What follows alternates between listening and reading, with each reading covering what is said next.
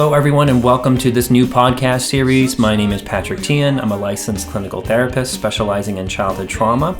And what this podcast series will be focusing on, we're going to be focusing on people's individuals' expressive stories, getting to the heart of the matter that what happened to us in our childhood.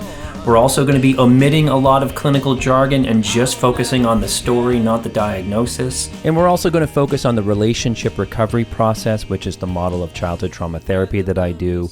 It was developed by Amanda Curtin, LICSW, and is also known as RRP. So let's get into this episode.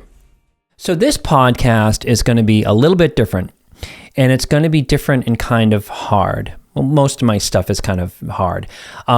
But what I'm trying to say is there is a dark side to our childhood trauma symptoms and our issues. Maybe my editor can throw in some Halloween music as I'm talking right now, or cue that stuff. I'm trying to be funny and lessen this stuff, but this podcast is going to be about not taking our dark side so seriously. And we can overcome the dark side by accepting it more. It's what we know of as something called shadow work. A lot of my videos cover abusive family system dynamics, our symptoms, our issues, and stuff that we're trying to fix, what that process might look like. And it's important to feel seen and validated in that stuff, because if given the choice early on in our childhoods, we would have chosen none of this mess that we're going through. However, there is also a dark side to a lot of us. There was for me. We can be intense.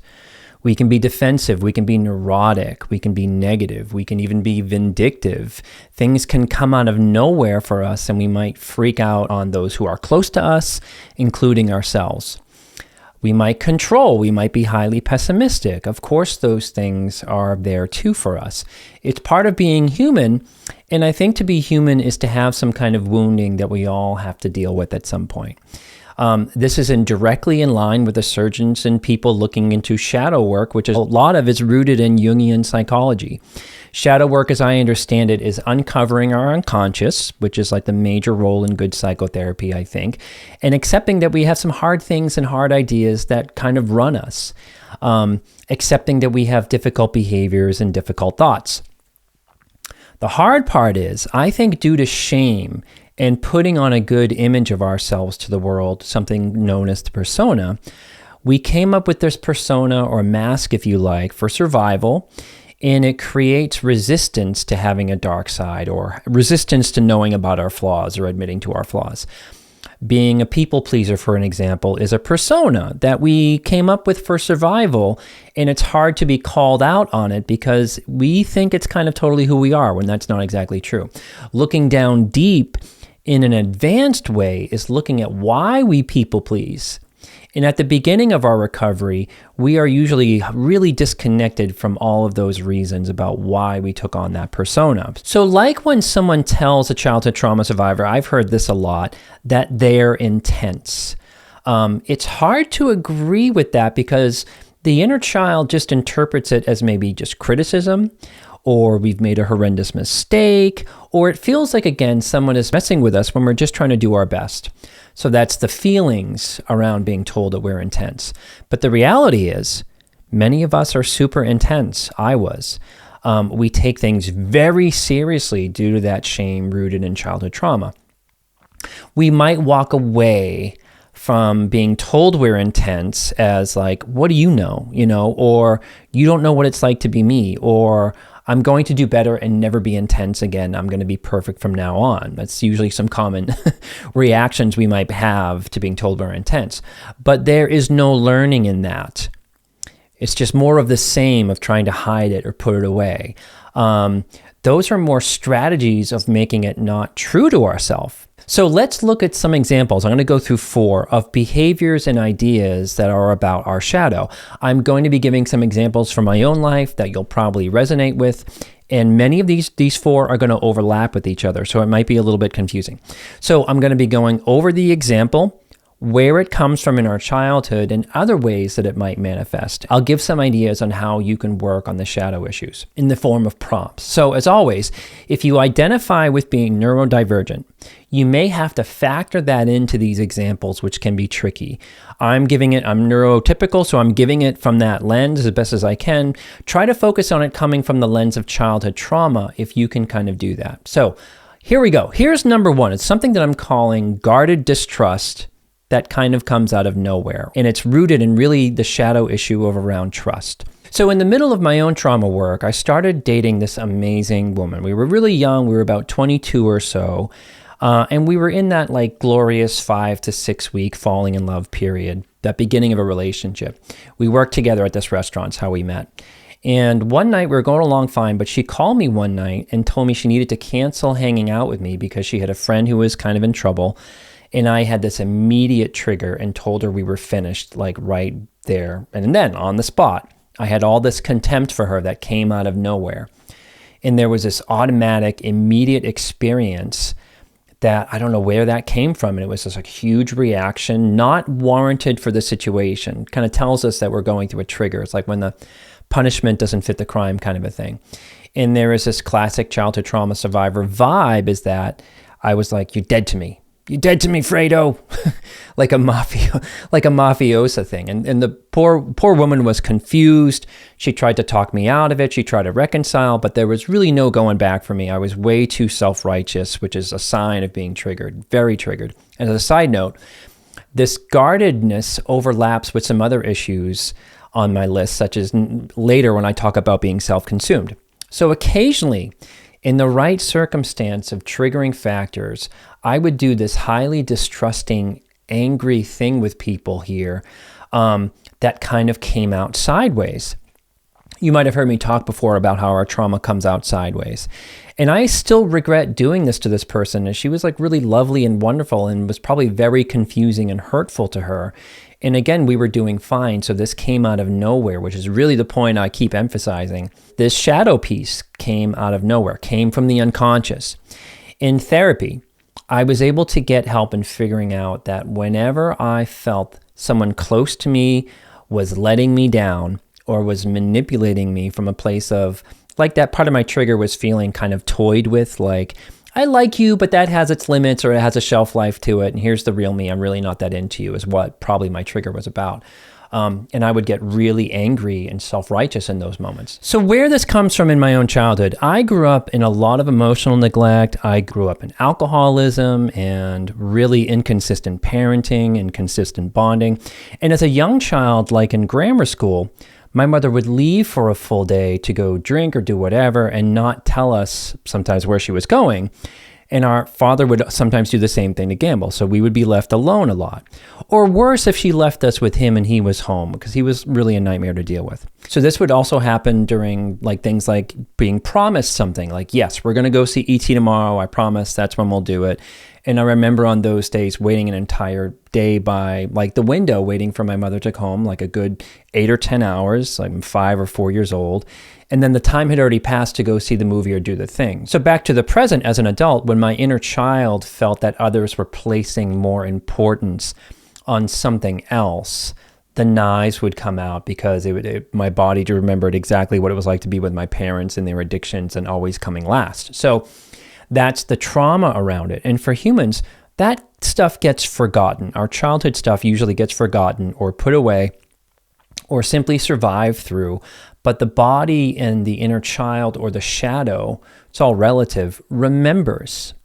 But the kicker is in our present life, we can put more anger and distrust and those big reactions onto those close to us in the present because they are safer to do that with than to do so with, say, my mother at the time. You know, we can be punitive, as how my mentor Amanda Curtin says, that we put this well of childhood trauma onto others.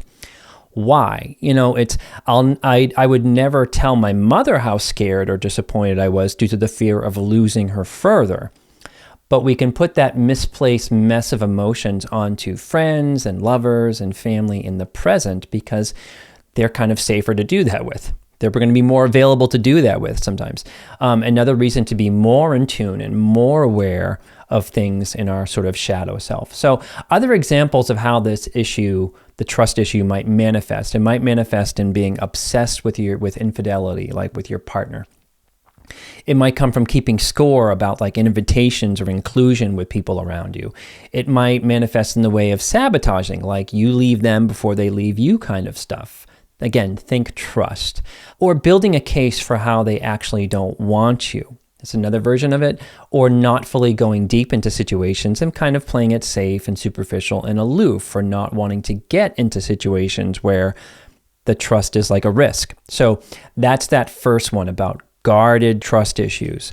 The second one, like I mentioned in the intro, is around intensity, what I'm calling intensity, taking it way too seriously out of nowhere. You can probably already see how those two things are related, like the number one and number two. So in jobs, I would often get this feedback about being way too flustered when it wasn't really that important, or took things way too seriously.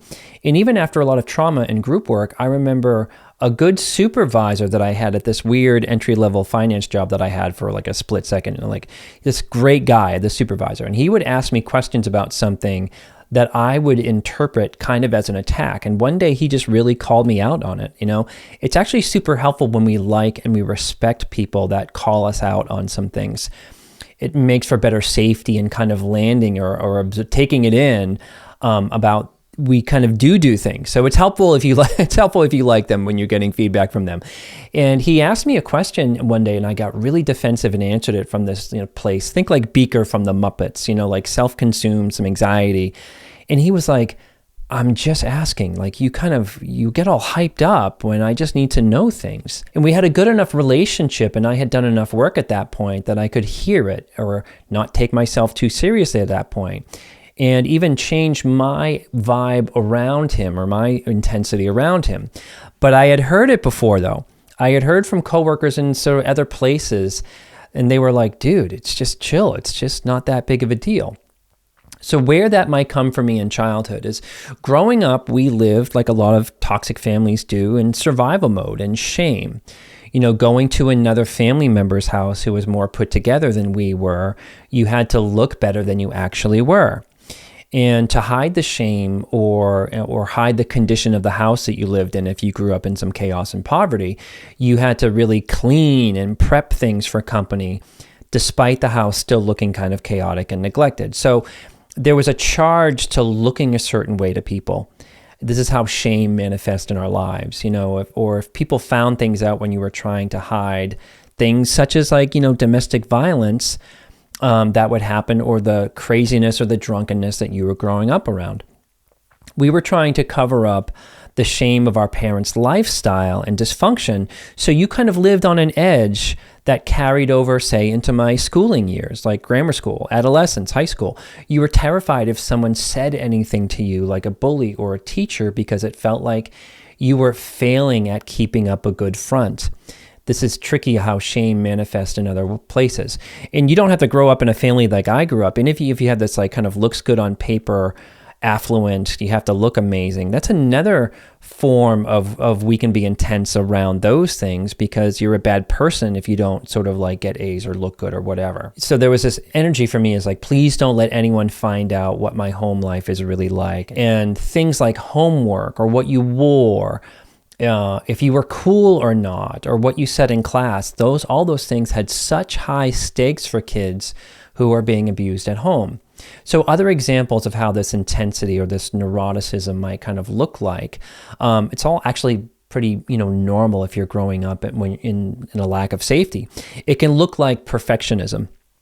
So one way we can be neurotic. Another, or perfectionism that is rooted in not looking foolish, another version of it. Being more focused on things like things being done right, like being controlling versus being empathic or chill, making the stakes way too high, like what you bring to a party and how you look matters too much. All of those fall under that kind of intensity that is coming from childhood trauma. And if we're not connected with it, if we're not really connected with making that conscious, we're not going to learn from it. You know what I mean? We're just going to still do the same things. So moving on to number 3, a huge one here is taking it personally. Wounding, it's kind of like what I'm talking about. This one is so big.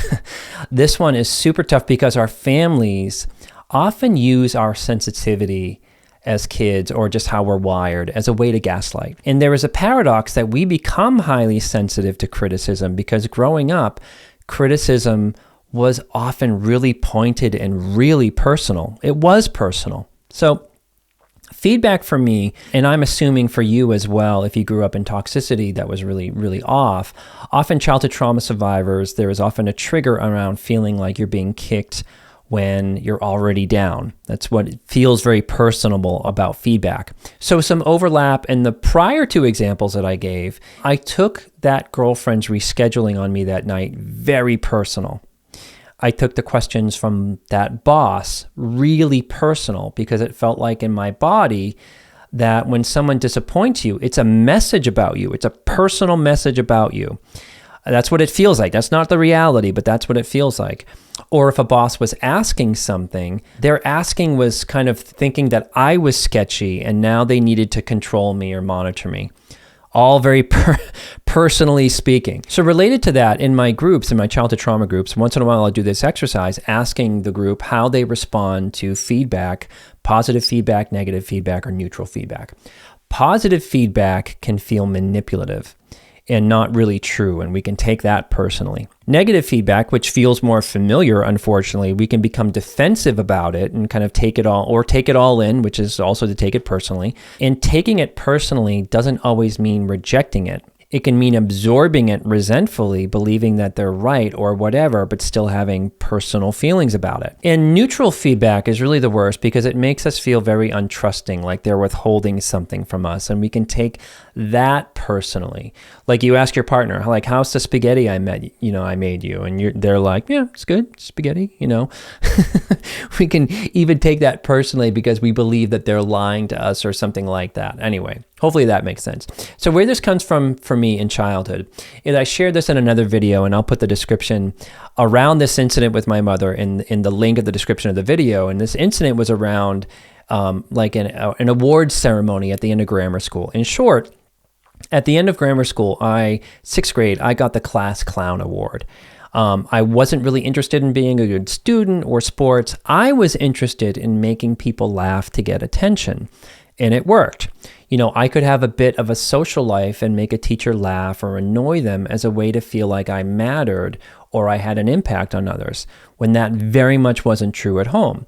And my mother came to this ceremony like half drunk or drunk, and she raged at me when we got out of there for getting such a lame award, which I was proud of actually, but it was like a reflection on her, despite the feeling of shame that my friends got sports or academic awards. So she really, really got in my face about it. And my mother made this very personal, like I was making a fool out of her, when in reality, I didn't have any structure or parenting help with grades. It was always, you better shape up and don't be a loser. Like that was the extent of the parenting. And that's a big example, but a smaller and on the more daily examples where my mother would make it personal if we needed help from her, like getting to a store, about getting a school project done for school. And we were burdens, and they let us really know about it in a very personal, shaming way. There was like verbal abuse, there was intense shaming, simply, shaming a kid for being a kid and blaming them for things out of their control, all very personal that you'll probably relate to. And this took a lot of sorting out in therapy to realize that the alcoholic blames others around them for their highly chaotic and dysfunctional lifestyle and impact they have on people. So some other examples how this issue kind of manifests for others. Taking it personally. It can look like keeping score, like being passive aggressive or waiting for your partner to mess up so you can give it back to them when they gave you feedback. Like good times. Another is interpreting when you see other coworkers or other friends having relationships that don't involve you, taking that personally, like it's something about you. Feeling someone will get recognition or attention and you're not, can feel a bit personal. There can be competitiveness, comparing yourself to others and having stories in your mind. It can feel very personal when you see other people get opportunities and you don't. So as a side note here, my mother acted like there was a conspiracy against her in the world. She took the world very personal. If the neighbor got a new car or they went on vacation, I can still, hear my mom like, must be real nice to be handed things like that. And she couldn't connect her drinking or her codependency or the mess in her life as things may be holding her back from having more abundance or more healthy things in her life. And she took the fortune of others, you might relate to this as one of your parents if they did this, she took the fortune of others, or actually that they were doing better in life in terms of functioning. She took that very personally, which we kind of absorbed as her outlook in the world. So as a late teens and in my early 20s, I had a pretty disgusted view of people my age who grew up in better families or higher functioning families and had better opportunities. Must be nice to have parents that fly you home for the holidays when I'm really kind of out there, familyless kind of a thing. So I'm not dismissing different socioeconomic factors here. I, waited tables in several restaurants outside of places like Harvard and MIT, and I served kids who landed in those universities while I picked up their used plates and brought them more ketchup, and it felt very personal to me, but that actually wasn't the truth. We can gradually shift out of our disdain or taking it personal or being overly focused on the fairness about the world to kind of not caring about that so much. The world definitely didn't have a conspiracy going for my downfall, but it felt like that during the time when the reality is there was kind of a conspiracy in the world about my success much later. So that was number 3, taking it personally, and I hope I kind of made sense there. Number 4 is being self-consumed. I've got this labeled as essentially a problem of the shadow when it comes to ego. We could almost look at this one as the culmination of the last 3, trust, taking it personally, being intense or being neurotic. Being self-consumed, I think, means to be operating in what Eckhart Tolle describes as the pain body, meaning that you're operating from a place of pain rather from a place of presence. It doesn't mean like you have narcissistic personality disorder. I get that question a lot. It does mean we can have some kind of narcissistic traits, because to be self-consumed from childhood trauma means to be in a bit of a vacuum or a bubble. And we grew up in bubbles. We grew up in vacuums, especially if you were neglected. So what do I mean by that? Picture a coworker. You might relate to this. You might have worked with people like this. Picture a coworker who feels like the place is out to get them, and they're kind of on edge. They have an edge to them. They feel like things feel very personal in meetings, or not being invited to when other coworkers go out to lunch. They feel it's personal that everyone around them comes from such better relationships or better families, which probably isn't all that true maybe. They feel like the place makes it personal, and they get intense about projects or don't trust that the new person isn't going to take their place or get them fired. Anyone relate to somebody like that out there? What I'm trying to say is that coworker is really unconsciously behaving just as they did in their family of origin, say as a scapegoat. There's that pain body that we might see in somebody else, or what they're operating from. Another example, like, have you ever gone to a social gathering, maybe you're not in a good place, and you kind of assume there's this kind of energy and you're feeling like people can see right through you, and that's exhausting to you. That's what childhood trauma does to us in terms of being self-consumed, meaning that we really feel like convinced that it just feels like there's a conspiracy going on, and kind of that people know how awful we are or something like that. So when I think of being self-consumed, for me, it means to be convinced that people think of you in a certain way, when in reality, they don't really think about us at all, since they're just focused on themselves and what's in front of them. It's my experience. Another way to look at it is how this played out for me was I had this sense that being around others felt like everyone knew how terrible I was. In college classes or at jobs I had, in friendship circles or bands that I played in, I was always acting out unconsciously from having this to prove myself to people who I assumed thought I was kind of terrible, while having that belief that it's what people really thought about me, which wasn't true. Another way this played out for me was when I started therapy, and shortly after sobriety, I was all about it to the point that I really annoyed people. I had to let everyone know that I was figuring things out, and I wouldn't stop talking about it. I had to let everyone know that they probably had terrible families too, and I would really go out of my way to let them know that. Like, that's big. I guess I'm probably still doing that. But this was really different. In recovery, there's this period of being somewhat on a pink cloud, or being a bit intoxicated with a new healthy reality. But being self-consumed also comes with a lack of awareness of how you impact others and how you make them feel. What's a little bit scary about that, it's a lot like our family. So we kind of learn to be self-consumed by self-consumed people. And as a weird note, looking back, being self-consumed during that period in my life, that early recovery, was like having a self for the first time. It's like I was trying it on for the first time. and I had an opinion about things, and I had a way to be in the world. But it highlights how we can be so wrapped up in our own stories and our own stuff and our own pain and our own uniqueness that we can't really see beyond ourselves. And then as a side note about being self-consumed, what complicates it if we're struggling with dissociation, meaning being in our heads, not knowing how to really read people in the moment, and like perhaps if we're kind of dominating a conversation with somebody because we're anxious or we're nervous and we're not allowing for reciprocity because we're already feeling squirrely about being there or what we're sharing. It's another version of kind of being self-consumed. Here are some other examples of how being self-consumed manifests in our present life. One is, and I really want you to take this one in, this one's super important, being at odds with people. And I say this from experience. As a pretty self-consumed young man, I would walk away from positive experiences or social interactions or neutral ones, kind of triggered and in this like, what the F was all that? What did they mean by that? Why did they look at me like that? Blah, blah, blah, blah, blah. I had all these stories in my head. Or like, geez, that person was totally disinterested in anything I had to say. When in reality, that person that I was triggered by, they might have had something kind of going on. Or if we're at a party, maybe they had too much to drink, or we're just preoccupied with something. And to be self-consumed means to make things about you. It's a clue if you notice if you're often disconnected or kind of baffled with others that your inner child might be interpreting or overly reading from that place of self-consumed pain. Or they're just all jerks. That could be a reality too. But maybe they can't be all jerks. You know, I'm not trying to take away a present piece there. But if you feel really disconnected from people or baffled by people, that kind of might be a clue. Moving on, another example of being self-consumed in the present is being overly aware of what others might be thinking about you. We think about it way too much.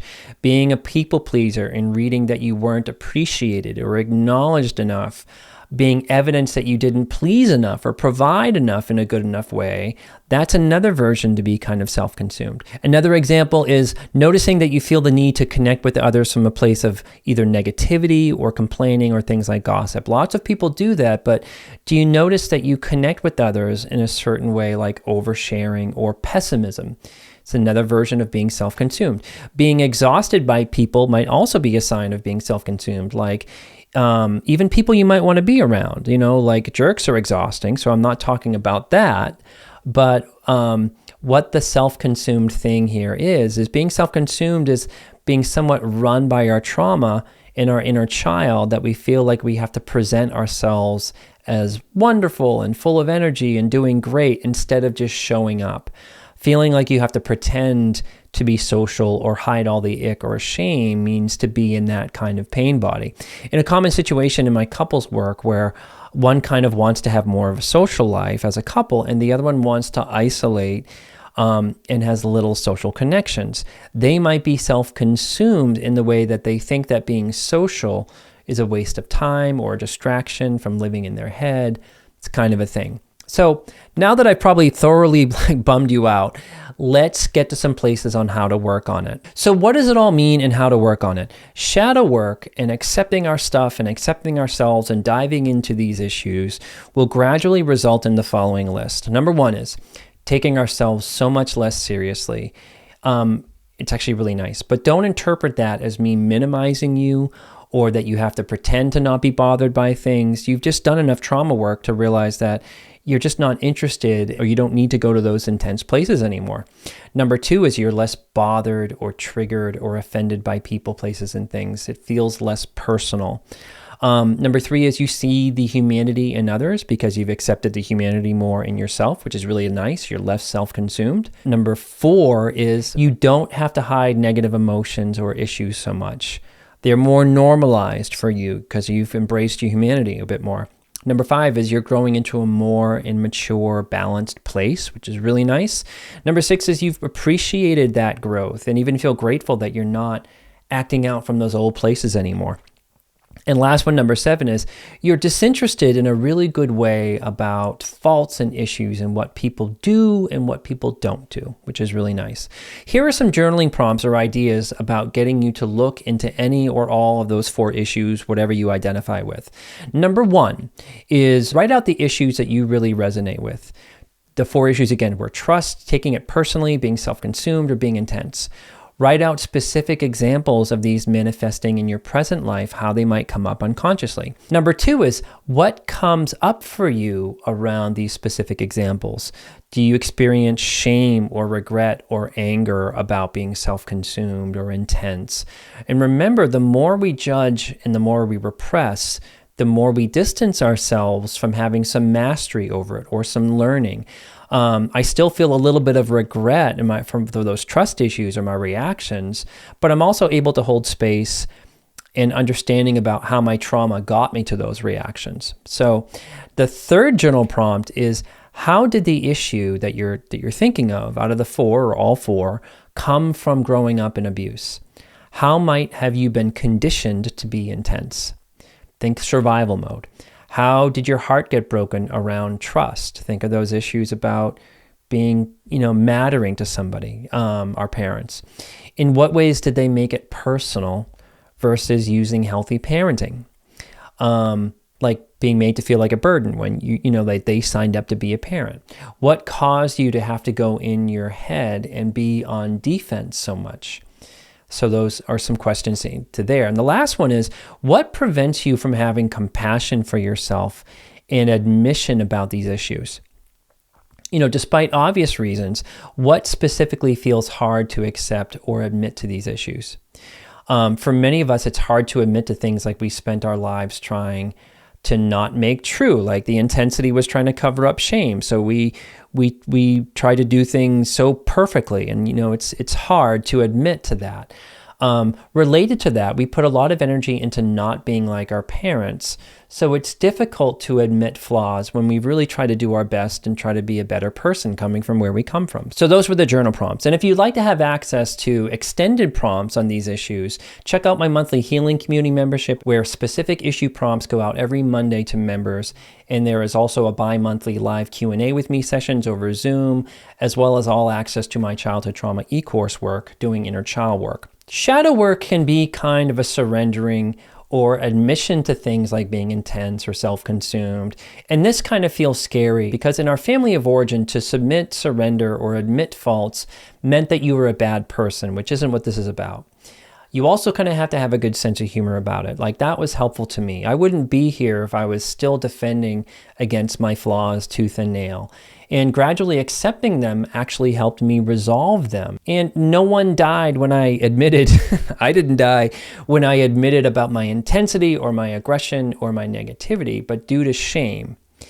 And working down through to our actual integrated persona, it can feel really, really hard in that way. Lastly, the hardest times I've had in my recovery, I really want you to take this in, was when I would have a sponsor or a therapist or a fellow group therapy member or a girlfriend challenge me about how I would act out from these shadow places with these issues and how I affected others. It might have been the hardest thing to take in their feedback, but there was a part of me that knew that they were right. But the pain was wrapped up in feeling like, again, I was being kicked while I was down because I was trying to do my best. And all that is a big dramatic story in my head at the time. And again, as kids, we put so much energy into adapting and hiding things and surviving and trying to be like this or trying to be like that. That when someone says, hey, what you're doing there is not really working and you have issues, it feels personal again, or it feels like a failure, which isn't true either. So more maturity and more freedom comes from not taking these things or ourselves so seriously, which is kind of counterintuitive to our bodies since we had to take everything seriously to survive. So I hope that this was helpful. I would love to hear your thoughts in the comments. And as always, may you be filled with loving kindness. May you be well. May you be peaceful and at ease. May you be joyous. And I will see you next time.